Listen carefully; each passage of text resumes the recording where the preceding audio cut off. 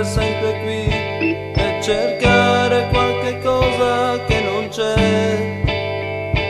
Fumo caldo di cucina, poi mezz'ora giù nel bar, dietro un muro di chissà, dietro un muro di chissà.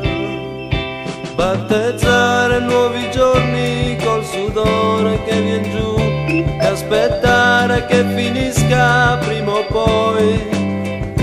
Tanta voglia di vedere, di fuggire la realtà, dietro un muro di chissà, dietro un muro di